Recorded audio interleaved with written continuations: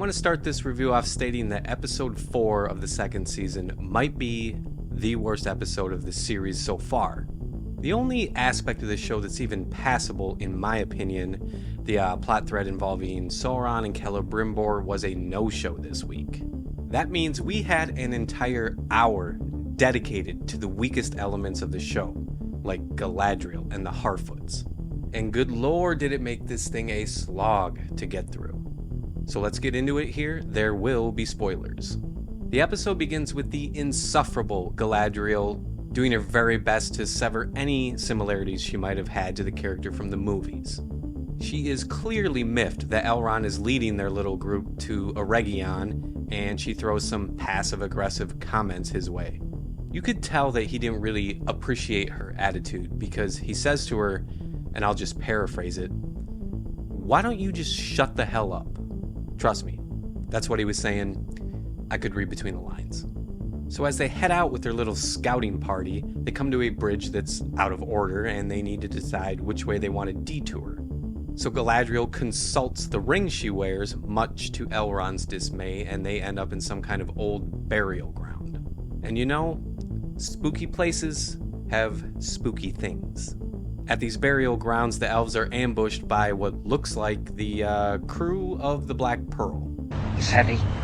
Lucky for them, Elrond remembers the secret to killing these angry spirits, and they are quickly dispatched. But one of the elves in their company was sent on permanent holiday. Afterwards, the team comes up on Adar's army of orcs out on the march. There's also another smaller group of orcs broken off from the main group who appear to be doing some hunting. A stray arrow catches one of the remaining elves in the gut, so Galadriel uses the ring to help her injured comrade. She then suggests that Elrond take the ring and the remaining elves and pretty much get the hell out of there. Galadriel volunteers to stay behind to distract the orcs to give them a chance to get away. One of the expendable elves commends Galadriel for taking it on the chin for them.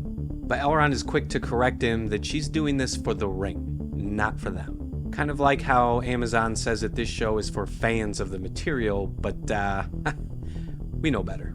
So then, we get to see Galadriel being an absolute badass as she's dropping orcs left and right, giving her comrades a chance to escape.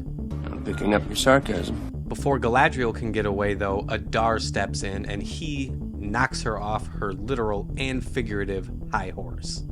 Elsewhere out in the deserts of Rhûn, the stranger is out looking for his half-stack sidekicks, but instead he finds a hermit who goes by the name of Tom Bombadil. It seems like Tom's only real purpose is to help the stranger find out what his real purpose is. Now this guy is quite the character, isn't he? If I was in the stranger's shoes, I think I'd be pretty frustrated. For one thing, old Tom Bomb likes to talk in the third person, and for another, he seems to answer a lot of questions with questions. That's a couple of not awesome traits.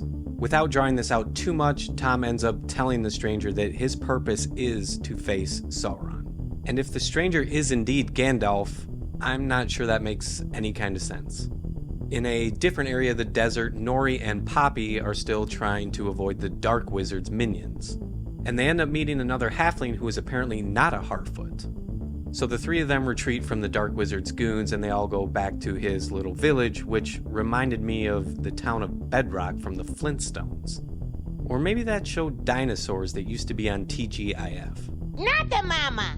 I was shocked at how bad this set looked with how big this show's budget is. It was flat out jarring, to put it nicely. So I've spoken about how much I dislike the Harfoots, so you can imagine my disappointment when this show introduces us to another group of halflings. They call themselves Stewars, but make no mistake, they aren't any less annoying than the Harfoots. Everything just seems to grind to a halt when the story shifts towards the halflings. Anyway, the servants of the Dark Wizard show up at the home of the Stewars, demanding that they turn over the Harfoots. But the Stewars deny that the Harfoots are even there. So, the wizard's cronies take off, but they threaten that they shall return. Episode 4's last story beat involves Arondir, Isildur, and Estrid adventuring out to find Theo. Arondir exposes the fact that Estrid has pledged loyalty to Adar. So now Isildur can't decide on if he can trust her or not, and repeatedly flip-flops on just how he thinks he feels about her. It's really good character development, guys. Lets us know that Isildur is a complete imbecile.